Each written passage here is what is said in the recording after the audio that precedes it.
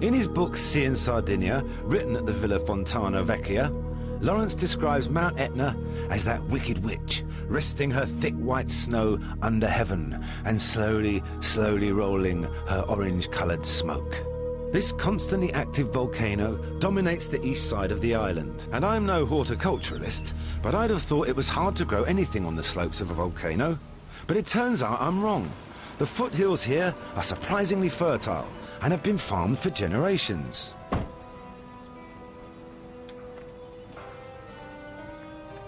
I've driven halfway up the mountain to meet a man whose family have been growing grapes on Etna since 1635.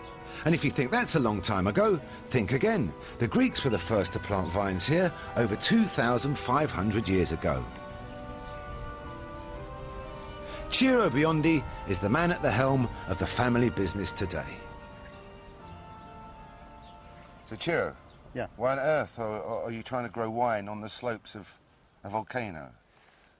Because, I mean, this is something that's been here, I mean, this growing vines since the Greeks, therefore 2,300 years ago. And what effect does the altitude and this particular part of the world do for the wine? Okay, we are here around 800 meters above sea level, and on the top is 900. Therefore, it's snow in the winter. In the summer, you can have 40 degrees during the day and 10 degrees during the night. So this shock gives more nose, more perfume to the wine, and it's more elegant. It's not just the altitude that shapes this wine. The mineral-rich volcanic soil also contributes to its distinctive character. But Ciro, we mustn't forget that this is still an active volcano. It's not just a postcard.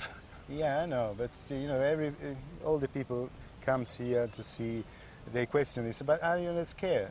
I'm not, because this is part of our life, and actually it's a good volcano. Just as I'm starting to feel safe up here, Etna lets off some volcanic steam, although Ciro assures me this is a daily occurrence. These days, Ciro's wine is processed in a modern plant away from the vineyard, but he can still recall the days when it was done the old-fashioned way.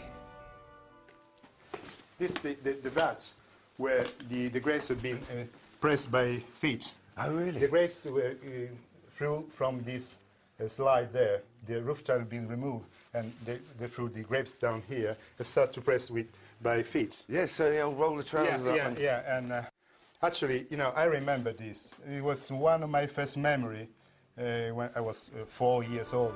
It may come as a bit of a surprise to some of you out there, but I'm fully au fait with country ways. I spent a couple of years of my teenage life living in that great wine-producing country, Wales.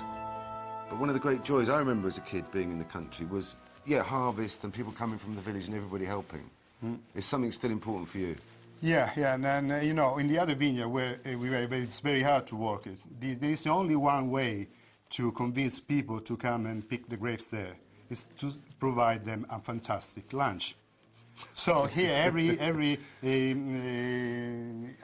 October, when we pick the grapes, there is a huge table on this vineyard full of nice things to eat, and the real wine. I mean, the bottled wine, Utis, is being served to all the workers there, because for one day they were to enjoy the same thing together.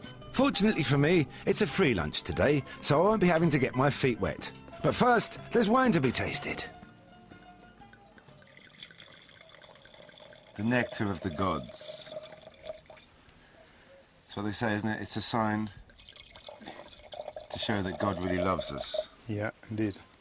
So what is this one? This is Etna wine, white. It's made out of the indigenous grapes. It's a very small production, around 3,000 bottles. And the vintage is 2004. It's a tough life. It's a tough job, but someone's got to do it. I'm pleased to report that the white tastes every bit as good as it looks. Absolutely delicious. And I tell you what, the food isn't too bad either. What a great way to end my Italian adventure. Salute, grazie. Salute. Well, almost. Because there's just one more place I want to visit before calling it a day. Perched on the cliffs above the Ionian Sea, the Teatro Greco was built by the Greeks in the 3rd century BC. The Romans extended it later to create the 10,000-seat amphitheatre you see today. And if the bricks and mortar don't do it for you, well, there's always the view.